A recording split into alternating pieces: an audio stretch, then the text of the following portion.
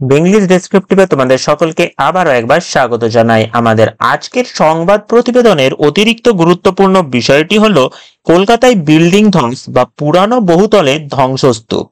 অর্থাৎ ছবিটিতে তোমরা দেখতেই পাচ্ছ কিভাবে একটি বিল্ডিং ধসে যাওয়ার ফলে প্রচুর মানুষের ক্ষয়ক্ষতি হয়েছে এবং বহু মানুষ মারা গিয়েছেন। সাম্প্রতিককালে কলকাতায় পুরানো বাড়িগুলি ধসে গিয়ে প্রচুর পরিমাণ মানুষের মৃত্যু ঘটছে এবং বহু বাড়ি এখনো সংকটাপন্ন অবস্থায় বর্তমান রয়েছে। এমতো মুহূর্তে পৌরসভার নিষ্ক্রিয়তা এবং জনরোষ একটি গুরুত্বপূর্ণ দিক নির্দেশনা করছে রাজ্য রাজনীতির। তাই এবছর প্রতিবেদনের ক্ষেত্রে এই বিশেষ বিষয়টি ক্লার্কশিপ মেন্স পরীক্ষার সাথে সাথে ICDS mains, West Bengal public service কমিশনের অন্যান্য পরীক্ষা যেমন ডব্লিউবিসিএস এবং এসআই মেন্স বা আইসিডিএস, এই সকল পরীক্ষার জন্য একটি অতি গুরুত্বপূর্ণ বিষয়।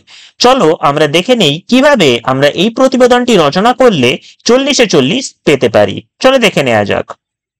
প্রতিবেদনের মোট 3টি অনুচ্ছেদ থাকে, যেখানে প্রথম অনুচ্ছেদে আমরা রচনা করে থাকি ভূমিকা, এবং দ্বিতীয় অনুচ্ছেদে থাকে বিষয়বস্তু ও তৃতীয় অনুচ্ছেদে থাকে উপসংহার। চলো দেখে নেই এই প্রতিবেদনের বিশেষ ভূমিকাটি। তোমরা প্রত্যেকেই জানো পরীক্ষায় ঠিক যেমন ভাবে প্রতিবেদন লিখতে হবে আমরা একই ফরম্যাটে এই উত্তরগুলি প্রকাশ করে থাকি।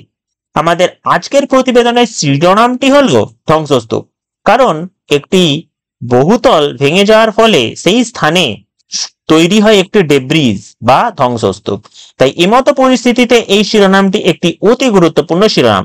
চলো দেখে নেই আমরা কিভাবে এটিকে একটি সাধারণ প্রতিবেদন রূপে রচনা করতে পারি। আমরা শুধুমাত্র আজকে প্রতিবেদন রচনা করাই শিখবো না, বরং সাধারণ প্রতিবেদন বা সংবাদ প্রতিবেদনের যে ফরম্যাট আছে সেটি মেনে কি করে আমরা প্রতিবেদন রচনা করব সেটিও জেনে নেব। চলো দেখে নেই। সংবাদ প্রতিবেদনের প্রথমেই থাকে এর ফরম্যাট স্বরূপ নিজস্ব সংবাদদাতা, স্থান স্বরূপ পখগ এবং তারিখ স্বরূপ 29 অক্টোবর 2025। কিভাবে এই বিষয়গুলিকে উপস্থাপন করতে হবে একটি প্রতিবেদনে, এই সকল বিষয়ের আলোচনা আমরা আগেই করেছি। যাদের এখনো সংবাদ প্রতিবেদন বা সাধারণ প্রতিবেদন কিংবা সম্পাদকীয় প্রতিবেদন রচনায় বিভিন্ন ডাউট আছে, এই ডাউট ক্লিয়ার করতে অবশ্যই প্লেলিস্ট থেকে ভিডিওগুলি দেখে নেবে। চলো দেখে নেওয়া যাক আজকের ভূমিকার মূল বিষয়টি। জনাকীর্ণ মহানগরী কলকাতার পুরানো জরাজীর্ণ বসতি বাড়িগুলির বিপত্তি পুনরায় প্রকট হলো। কিভাবে প্রকট হলো? নিশ্চয়ই কোথাও দুর্ঘটনা ঘটেছে। চলো দেখে নেই দুর্ঘটনাটা ঠিক কোথায় ঘটেছে। গত গভীর রাতে সেন্ট্রাল অ্যাভিনিউ সংলগ্ন ব্যস্ত শ্যামপুকুর অঞ্চলে একটি পঞ্চতল প্রাচীন ভবন আকস্মিকভাবে ধসে পড়লে অন্তত 30 জন নিরপরাধ মানুষের মর্মান্তিক প্রাণহানি ঘটে এবং বহু সংখ্যক মানুষ আহত হন। তাহলে আমরা এখানে একটি নির্দিষ্ট এলাকার নাম উল্লেখ করেছি, কারণ এছাড়া এই সংবাদ প্রতিবেদনে আমরা কোনোভাবেই একটি স্থানকে নির্দেশ করতে পারি না, তাই এখানে স্থানটি উল্লেখ করতেই হবে। এবার দেখে নেব এই প্রতিবেদনের মূল বিষয়বস্তুটি। চলো দেখে নেওয়া যাক। গতকাল রাত্রি 1:15 নাগাদ এক বিকট শব্দে প্রায় 80 বৎসরের প্রাচীন ভবনটি ধূলিসাৎ হয়। যখন নিচতলার দোকানে কর্মরত কর্মচারী ও ঊর্ধ্বস্থ ফ্ল্যাটগুলির আবাসিকগণ গভীর নিদ্রায় মগ্ন ছিলেন। আমরা প্রথমেই এই সংবাদ প্রতিবেদনের ক্ষেত্রে আমাদের বলতে হবে ঠিক ঘটনাটা কিভাবে ঘটেছিল। চলো দেখে নিই দ্বিতীয় লাইনটি। এর ফলস্বরূপ কি হলো? ধ্বংসস্তূপের নিম্নদেশ হইতে প্রাথমিকভাবে 10 জনের মৃতদেহ উদ্ধার করা হয় এবং প্রায় 12 ঘন্টার নিরলস উদ্ধার কার্যে শেষে 5টি শিশু সহ আরো 20 জনের মৃতদেহ প্রাপ্ত হয়। বুঝতেই পারছো এই ঘটনাটা কতটা ভয়াবহ ছিল। এবার দেখে নেব পরবর্তী লাইনটি। আহতদের আশঙ্কাজনক অবস্থায় কলকাতা মেডিকেল কলেজ ও হাসপাতালে স্থানান্তরিত করা হয়েছে। স্থানীয় আবাসিকগণ বা অধিবাসীগণ পুরসভার গাফিলতির বিষয়টির প্রতি ইঙ্গিত করেছেন। অর্থাৎ আমরা ইনডিরেক্টলি এটি বলতে চাইলাম যে এখানে পুরসভার যে গাফিলতি বা ঠিক মতো ভাবে এই সকল পুরানো বাড়িগুলি চিহ্নিত করে তাকে ভেঙে ফেলা বা পুনঃসংস্কারের কাজ করা, এগুলি পুরসভা সঠিকভাবে করেনি, তাই তো এই দুর্ঘটনা ঘটেছে। এটি আমরা ইনডিরেক্টলি উল্লেখ করলাম। তোমরা প্রতিবেদন লেখার সময় কখনোই কোনো সরকারি সংস্থা বা বেসরকারি সংস্থাকে ডিরেক্টলি ব্লেম করতে পারো না, তাই ইনডিরেক্টলি তোমাদের এটি উল্লেখ করতে হবে। এই হৃদয় বিদারক ঘটনাটি শহরের লক্ষ লক্ষ বাসিন্দার মনে নতুন করে এক গভীর ত্রাস সঞ্চার করেছে বা সৃষ্টি করেছে, যা আবারও কলকাতার পুরানো ও ভগ্নপ্রায় ভবনগুলি, অর্থাৎ যে বাড়িগুলো ভেঙে পড়তে পারে সেই ভবনগুলি বা বাড়িগুলির নিরাপত্তার বিষয়ে গুরুতর প্রশ্ন উত্থাপন করেছে। এ সকল সমস্যার দ্রুত সমাধানের তাগিদে শহরের সকল পুরসভার ঝুঁকিপূর্ণ বাড়িগুলি একটি তালিকা তৈরি করে সেগুলি সংস্কার বা ভেঙে ফেলার কাজের ব্যবস্থা করা অত্যাবশ্যক।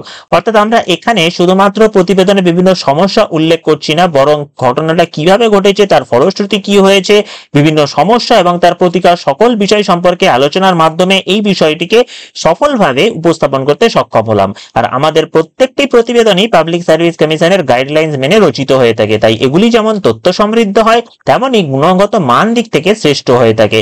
আর এরকমই প্রতিবেদন রোজ পেতে অবশ্যই এই ভিডিওটি একটি লাইক করবে, আমাদের চ্যানেলটি সাবস্ক্রাইব করবে এবং তোমাদের মূল্যবান কমেন্টের মাধ্যমে তোমাদের প্রতিক্রিয়া জানাবে। এগুলি আমাদের পথ চলার অনুপ্রেরণা রূপে কাজে দেবে। এখন আমরা দেখে নেব এই প্রতিবেদনের উপসংহারটি। চলো দেখে নেওয়া যাক।